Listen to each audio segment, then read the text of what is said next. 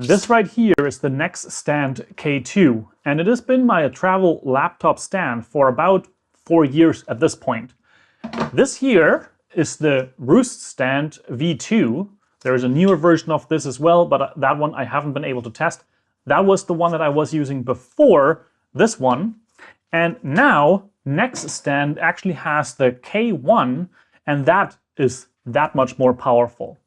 In this video, I want to cover what these things do, how I use them, why I use them, and also what the K1 does with its carbon fiber features and why I won't be bringing the K2 any longer. Now, first and foremost, of course, why would you even bring something like this? You have so much more to carry. You have to carry this thing, you have to carry a trackpad or a mouse, and you have to carry a keyboard. Otherwise, how are you going to reach your computer to control it? Well, the main thing here is the position in which you can sit in front of it. This way, you can see I am actually looking directly at the monitor. And if I put all of these things to the side and I just put my laptop on the table, then you will notice I will have to significantly look down to actually get any work done. And that is the main reason why a couple years ago, I actually purchased the Roost version 2 in the US, and I also got myself a keyboard and a trackpad to go with it. All in the name of health and better posture. Now, a couple years ago then, I actually reached out to Nexstand to see whether or not they would be interested to send out their K2 stand so that I could make a comparison video about these different brands and these different products. And that is also what I did. And you will find that video down linked in the description below, so you can check that out if you want to. Now, however, as I've mentioned, they have a new version, and that is this one. This is the K1, and it's a carbon fiber version of the K2, basically. The main differences between all of these are weight, functionality in terms of height adjustability, how many height adjustments there are, and of course also how high the laptop actually can stand and whether or not it will fit your body type or your use case. In the beginning, I was already incredibly happy with the differences between the Nexstand K2 and the Roost Stand version 2.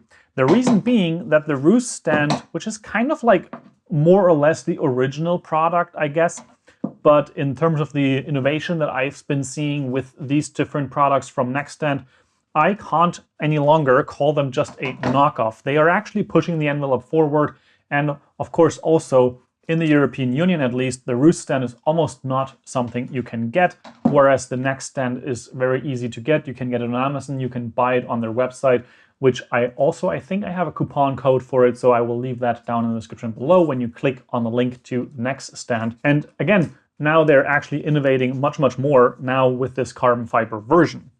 Now, the thing between these two here with the Roost and the Nexstand was that the Nexstand already went higher than the Roost Stand, and it had 7 changeability settings in terms of like how high do you want it, whereas the Roost here only had 3 changeable settings, so you can only have it on the highest, medium, or the lowest, whereas here you have 7 settings.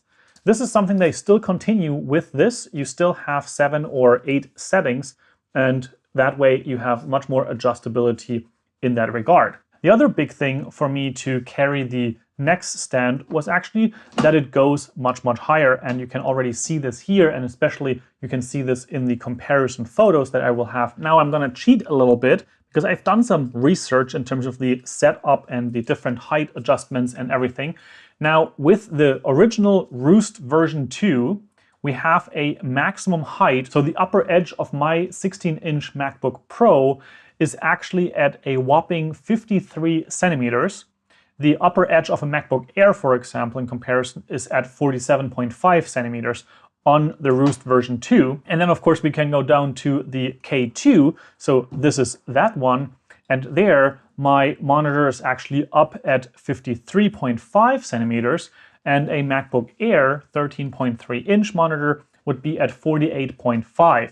So already there, you're gaining just about a half a centimeter. However, the weight difference is also something that you want to look into. And there we have 172 grams versus the other one being 235 grams. So this one here is actually way more heavy than the roost stand. However, it gives you a little bit more in terms of the height, and of course, much more in terms of its adjustability in the height settings that you have to choose from. Now though, we have this one, and that actually takes the cake in just about any category. It only weighs 150 grams. It has 7 or 8 settings that you can set it at, and those are crazy as to how far you can go from the highest all the way to the lowest setting. This K1 actually can go up to 55 centimeters, which would be the upper edge of my monitor here on the 16-inch laptop.